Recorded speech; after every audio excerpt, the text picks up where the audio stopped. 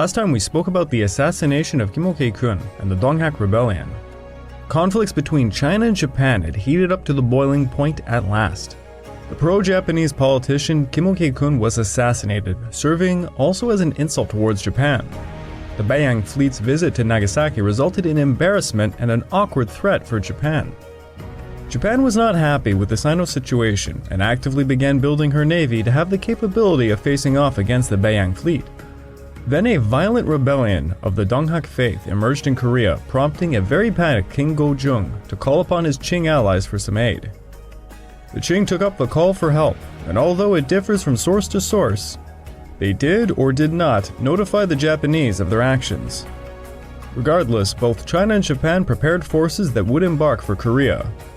The chess pieces were on the board, and now things were set into motion that could not be undone. This episode is the First Sino-Japanese War Part 1, the Battle of Pungdo.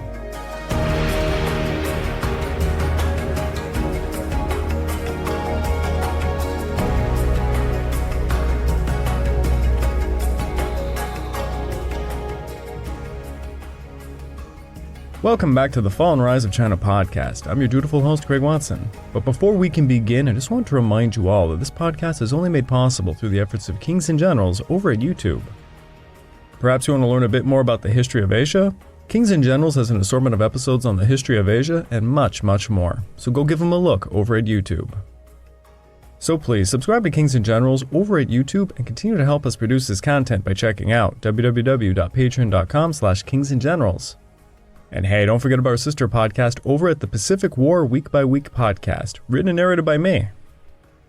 And if after all that you are still hungry for some more history, why don't you check out my personal channel, the Pacific War channel over at YouTube. Over there, I just released a podcast interview I did with Dave from the Cold War channel. The subject is the firebombing campaign against Japan and how it evolved during the Cold War. Also, just a friendly reminder, I myself now have a Patreon account which can be found at www.patreon.com/thepacificwarchannel. This month's exclusive podcast over there is part 2 of my series about General Ishiwara Kanji, the mastermind behind the Mukden incident and the author behind the final war theory. Please check it out, it would mean a lot to me. The Donghak rebels can be seen more as a symptom than a disease of the ailing Chosun dynasty. She was a nation struck between two tigers who were both trying to eat her. The turmoil of the later half of the 19th century was tearing Korea apart. Her citizens were forced into a quasi-black and white choice between China or Japan, particularly when it came to the topic of modernization. The Donghak followers were rallying against a tyrannical government who was overtaxing them. Major revolts occurred in 1885, 1888, 1889, 1890, 91, 92, and in 1893. By February of 1894, the unrest rose dramatically, and in April, the Donghaks were in a full-scale open rebellion. The target of their hatred were the corrupt officials oppressing them through overtaxation and incompetency. But one thing that is funny about the Donghak story, one that is almost never mentioned, is rumors spread to the Donghaks that China and Japan were on the verge of sending troops. And this prompted them on June the 1st to agree to a ceasefire to remove the possibility of foreign intervention.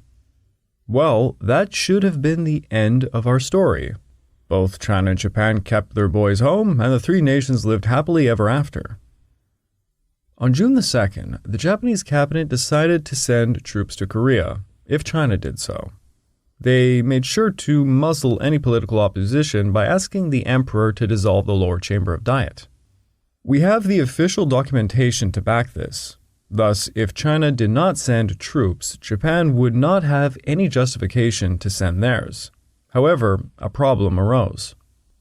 The very next day, King Go-jung, on the recommendation of the Min clan and Yuan Shukai, requested China send troops to help suppress the rebellion. King Go-jung had thus unwittingly given the hawkish Japanese military leaders the pretext they desired for so long, another chance to intervene in Korea, this time on a larger scale. Why did the Min clan push King Go-jung to do this despite the Donghak basically calling a truce? It turns out the Donghak were particularly targeting the Min clan and their allies, and there were rumors that they had contact with the Daewongun. Within just a few days, Japan is on its military footing. On June the 5th, the first IJA HQ is established, and on the 6th, the ministries of the IJA and the IJN issued instructions to the Japanese press not to print any information concerning warlike operations. They meant business. Despite this, many Japanese news outlets ignore the order, leading to countless being suspended for a few days. Now again, the sources are quite sticky with how this part goes down. But on June the 7th, China then notifies Japan in accordance with the Treaty of Tianjin. The notification states that China is sending 2,000 troops to Nanyang, which is located on the coast between Seoul and Asan. Within just hours of receiving the notification, Japan sends its own notice to China that it is also sending troops, which is in line with the treaty. Also at the same time, the Asahi Shimbun reports that Russia is sending ground forces and warships to Korea. It seems the Asahi Shimbun made this report largely to compare the actions of Japan and China to a Western power, alongside noting how much Japan had modernized. Do remember, Japan's Meiji Restoration began exclusively as a means to thwart colonization, but by this point, Japan now seeks to become a world power. Japan is emulating the greatest nations of the world, and the actions she will take for the following years certainly emphasizes this. Within days, 2,000 IJA forces have landed and are marching towards Seoul despite the Korean government pleading for them to refrain from sending any troops.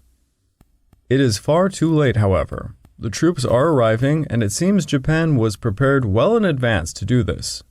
In accordance with the Treaty of Tianjin, the end of the rebellion meant that China and Japan no longer had legitimate grounds to send forces and should have both withdrawn. But Japan began making claims their troop deployment was necessary for the protection of their embassy, consulates, and their citizens who were within Korea. Now by the 8th, 4,000 Japanese soldiers and 500 sailors have landed at Jumulpo, current-day Incheon. A public ceasefire acknowledgement for the Donghak Rebellion is issued on the 11th, though it has already been known for days by all parties at this point. The harbor of Incheon looks like it's participating in an international naval show. On the 13th, 9 IJN warships and transports alongside 4 Beiyang warships are anchored there. Alongside them are an assortment of international ships from nations like Russia, Britain, France, and America. Also on the 13th, the Japanese government sends a telegraph to the commander of Japanese forces in Korea, Otori Keisuke, to keep the forces within Korea for as long as possible, despite the public acknowledgement of the Donghak Rebellion being over.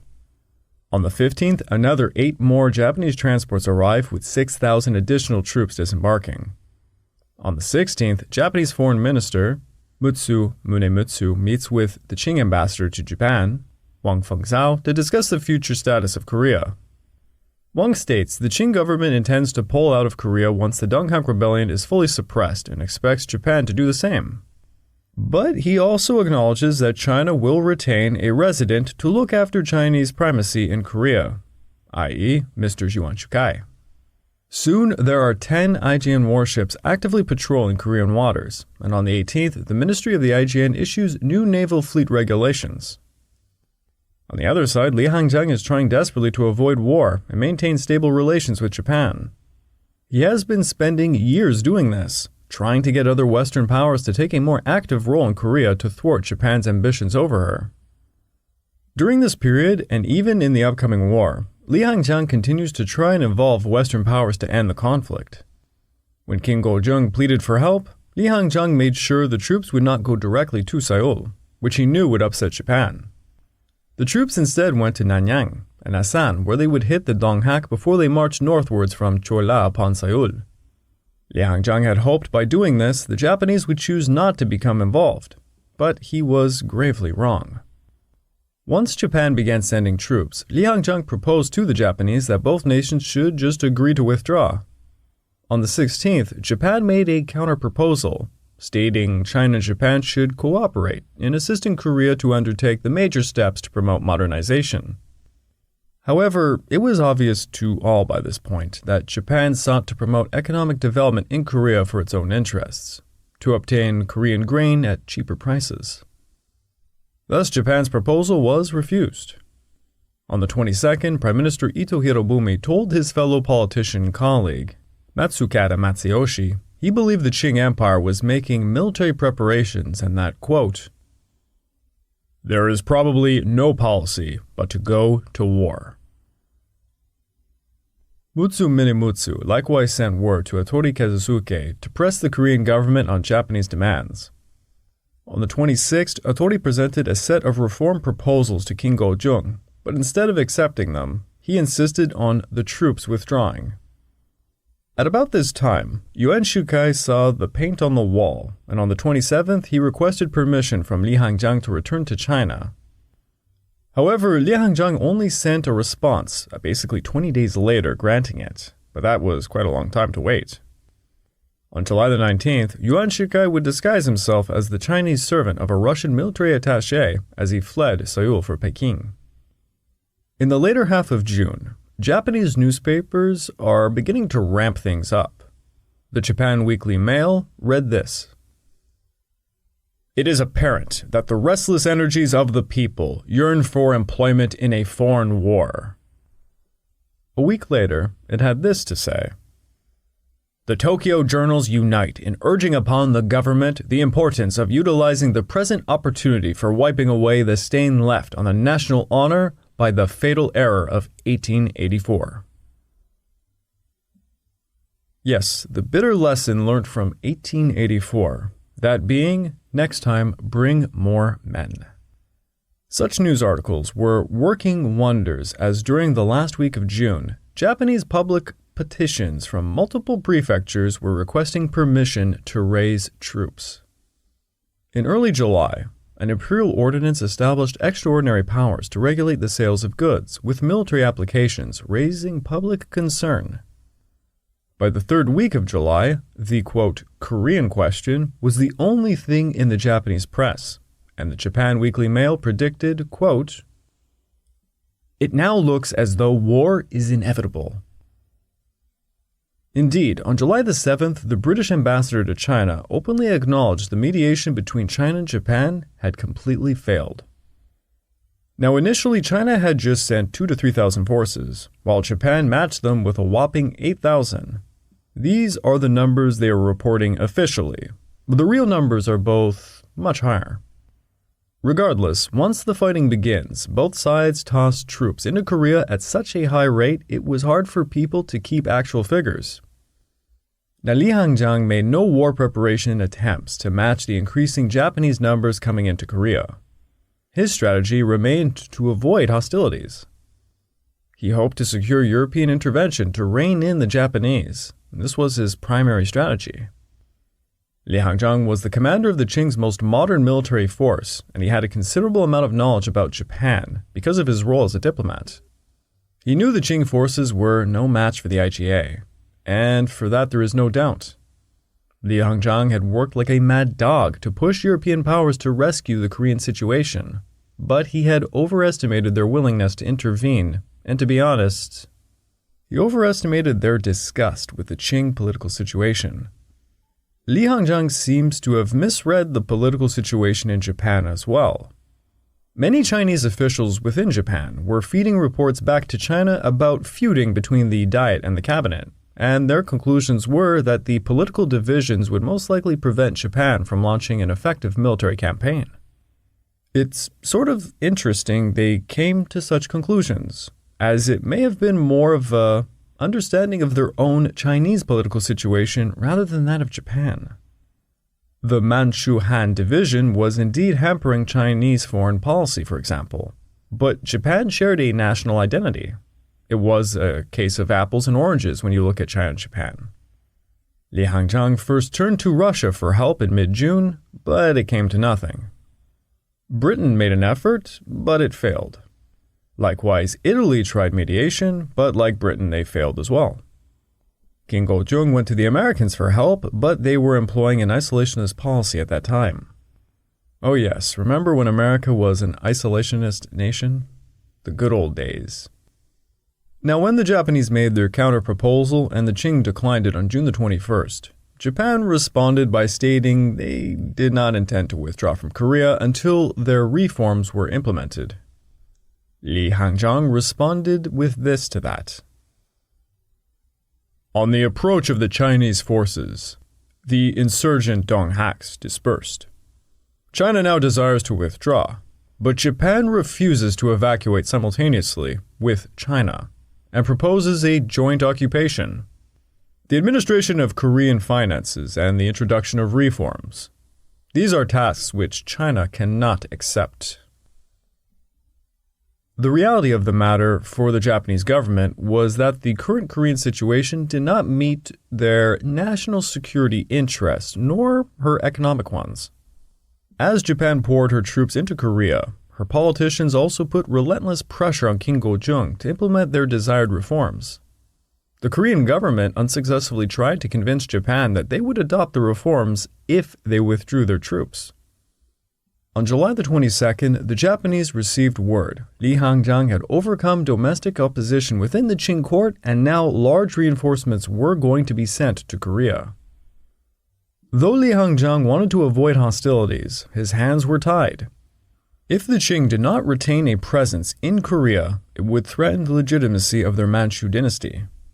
But in a typical Qing fashion, the troops were delayed and would not make it to Korea in time for the action. Well, the Japanese were done dancing with the Chinese and Koreans, and on the 23rd, the IJA forces in Seoul suddenly stormed the Joseon Royal Palace and they took King Go-jung hostage. The New York Times had this to say. The Japanese have announced that they will hold the King of Korea as a hostage until the internal reforms demanded by Japan shall have been satisfactorily guaranteed. Well, with that, the Donghak Rebellion flared right back up and took rapid momentum, going from what was a regional event to a national uprising. The IJA were brutal in their suppression of the Donghaks, and this fueled the Korean public against them. Likewise, the Qing were placed with their backs against the wall. If they did nothing about Japan's seizure of King Go-jung, they were basically giving up suzerainty over Korea. Japan's actions were obvious. They wanted war, and they were going to get it.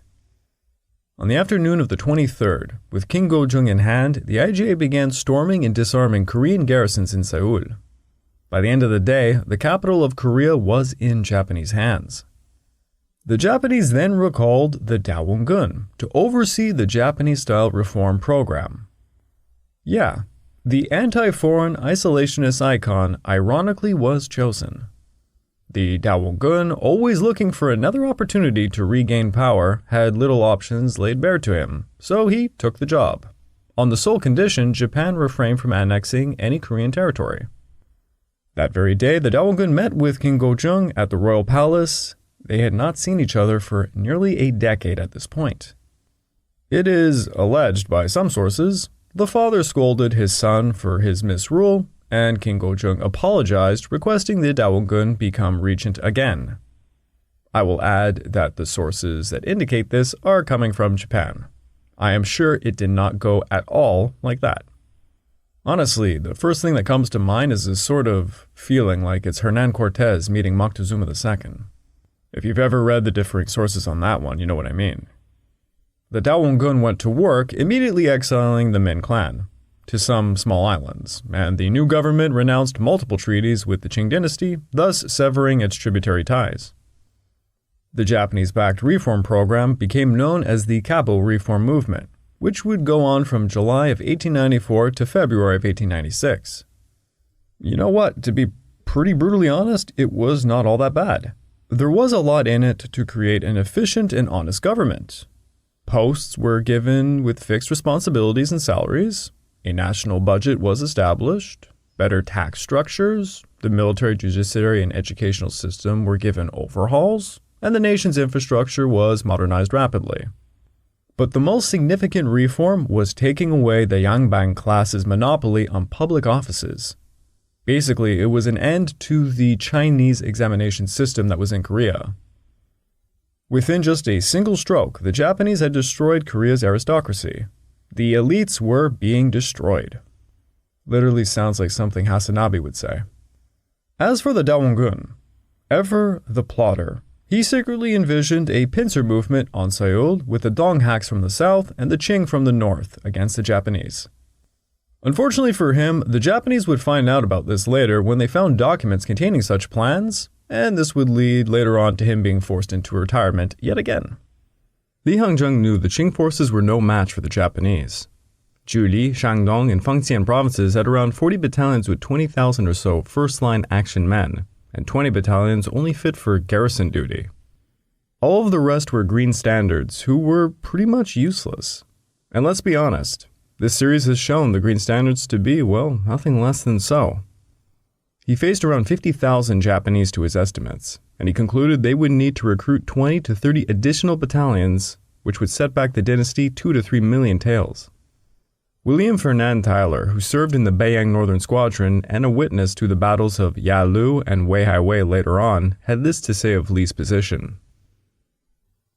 The Viceroy's game was merely bluff, not genuine defense. His army and navy were equivalent of the terrifying masks which Eastern medieval soldiers wore to scare their enemy. He knew that if it came to actual blows, he would stand but little chance. But he carried on his bluff so far that withdrawal was impossible, and the Empress Dowager urged him on, probably much against his will, and Japan saw him, as they say in poker. Just about everybody believed China would stop Japan. British envoy to China, Sir Robert Hart, embodied the worldview, stating this: 999 out of every 1,000 Chinese are sure big China can thrash little Japan. But China was fractured realistically. Empress Dowager Shixi's authority over the dynasty was only held because it was fractured. She could not allow the nation to have a real unified government.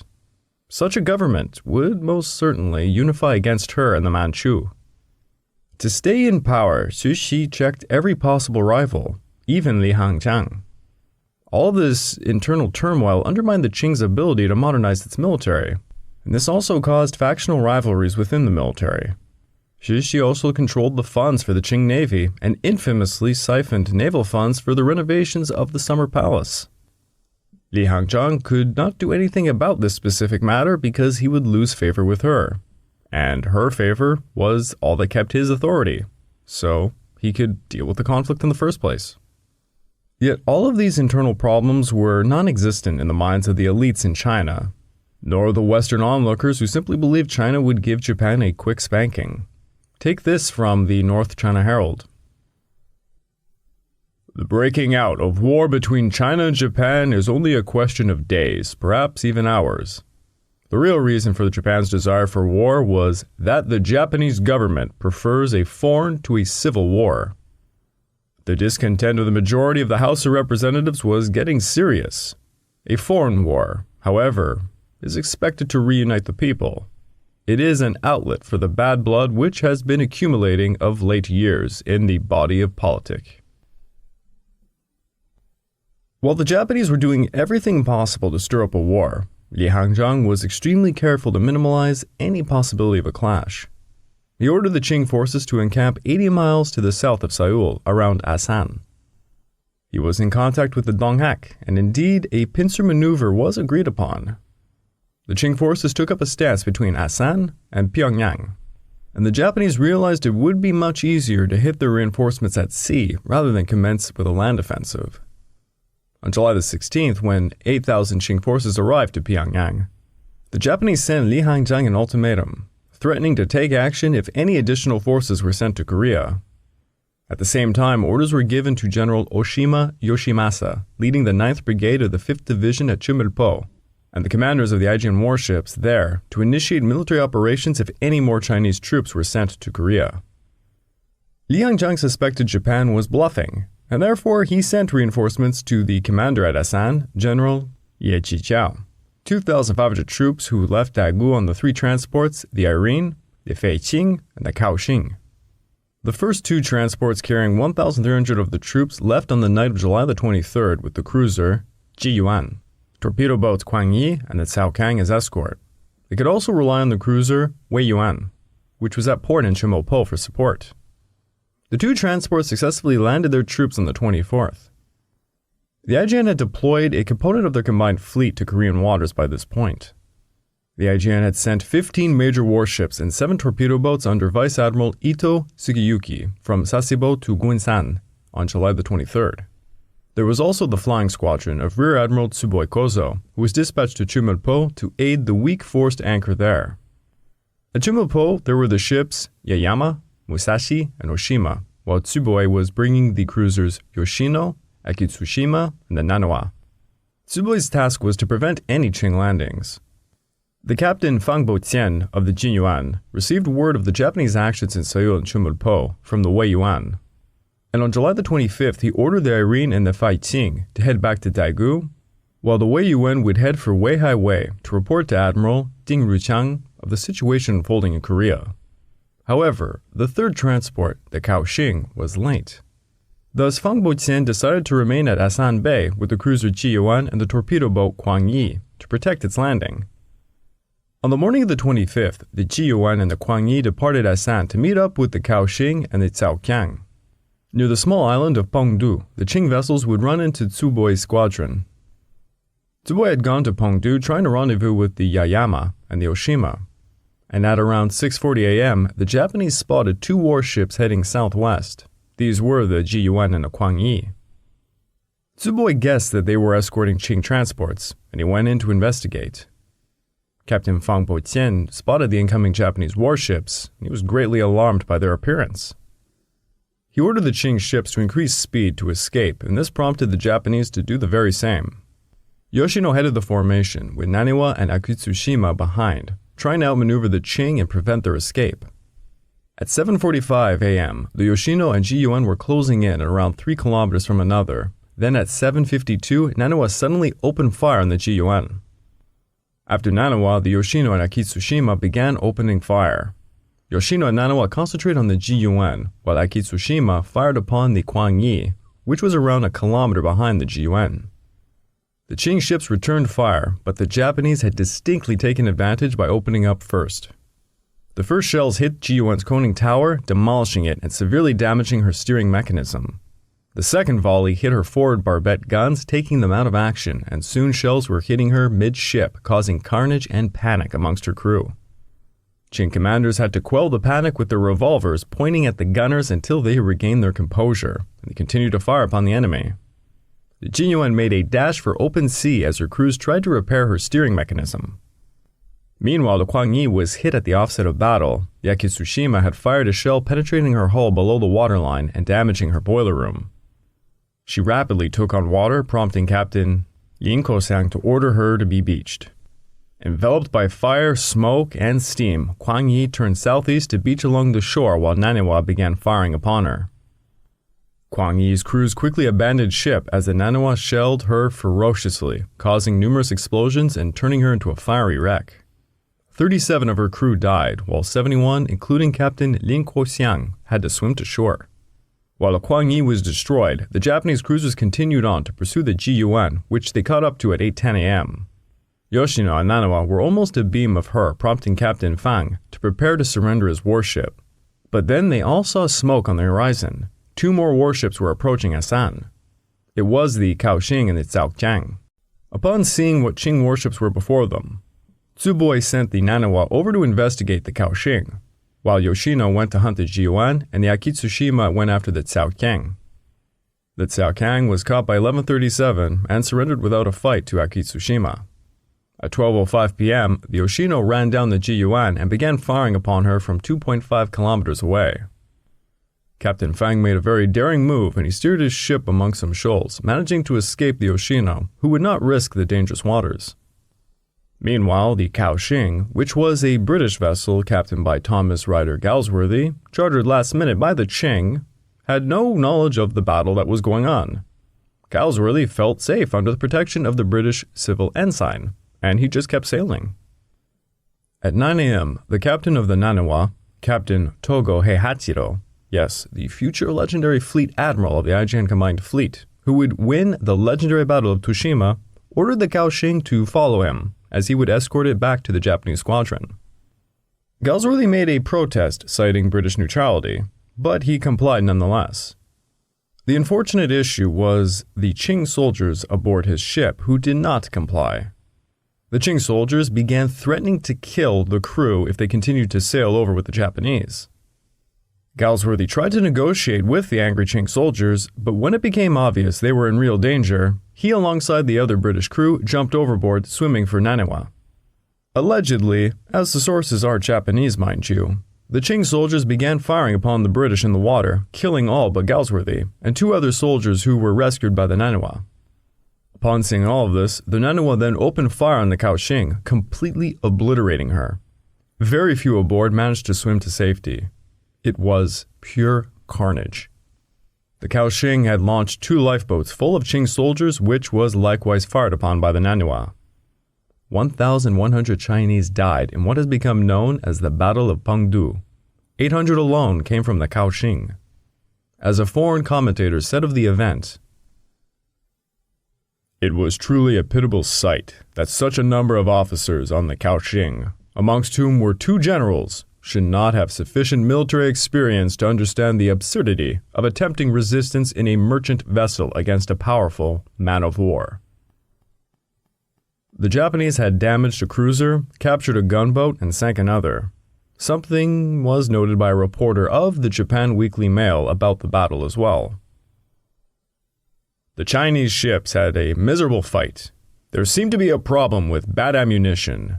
The Qing had scored a hit, but the shell had failed to explode and thus did no significant damage. It is suspected to be the result of bad equipment or careless inspection." For those of you who know about the First Sino-Japanese War, or perhaps you just know a bit about the general history of Empress Dowager Cixi and the corruption of the late Qing dynasty, this is indeed one of those earliest pieces of evidence of what will become probably the largest problem for the Qing Navy. The Battle of Pungdo and the sinking of the Kaohsiung would soon be followed up by formal declarations of war. On August the 1st, Japan declared war on China, stating Korea was an independent state and that China was trying to hold her as a dependency and had rejected Japan's offer to cooperate. Now, Japan had to declare war because China had made, quote, "warlike preparations and sent large reinforcements and had opened fire on Japanese ships." Yes, that sounds about right. There were no mention of the Japanese' much larger warlike preparations, the taking of King Gojung, and that the first shots were actually fired by IJN vessels. However, the Japanese clearly were writing a declaration not aimed solely at China, but at the world powers, because the thing Japan coveted most was to join them, of course. The declaration made in the name of Emperor Meiji used the specific terms like family of nations, law of nations, international treaties, and such. Japan was being very diplomatically minded. Over on the other side, Emperor Guangxi, on the same day Japan declared war, made the formal declaration of war against Japan and did so by calling the Japanese Waren. Again, for those of you who don't know, that is a racial slur against the Japanese, meaning dwarf. And he used this term multiple times in the declaration. Honestly, you can actually go on the Wikipedia page for the First Sino-Japanese War, and you can see the formal declaration by both Emperor Meiji and Emperor Guangxi, and it's actually hilarious to read. Emperor Guangxi's declaration showed absolute disdain for the Japanese. And to even make a point, the Qing had the word Rouren translated in English specifically, so that English audiences knew that they were belittling the Japanese. The Qing declaration of war reeked of the traditional way the Qing spoke about those they considered inferior, and showcased to the world powers, China had not really changed that much. But the world's press still remained certain Japan would be crushed by Big China. On July the 24th, the Times of London predicted China would win because of her size, population, and that time was on her side. British advisor to the Qing military, William Lang, was interviewed by Reuters, and he predicted the Japanese would lose. Lang thought that the Chinese Navy was well drilled, the ships were fit, the artillery was at least adequate, and the coastal forts were very strong. Here is a quote about what he said. "Weihai was impregnable. Although Lang emphasized that everything depended on how China's forces were led, and he had faith that, in the end, there is no doubt that Japan must be utterly crushed. Well, only time would tell. I would like to take this time to remind all of you that this podcast is only made possible through the efforts of Kings and Generals over at YouTube. Please go subscribe to Kings and Generals over at YouTube and continue to help us produce this content by checking out www.patreon.com/kingsandgenerals. And hey, don't forget about our sister podcast over at the Pacific War Week by Week podcast, written and narrated by me. And if after all that you are still hungry for some more history, why don't you check out my personal channel, the Pacific War channel over at YouTube, where I've just released an episode on Jiang Zongchang, the dog meat general, the monster behind the meme. And just a friendly reminder, I myself now have a Patreon account, which can be found at www.patreon.com/thepacificwarchannel. Over there, you get early access to all of my content, live hangouts, voting rights for what I'm going to cover next, and of course, I make exclusive podcasts.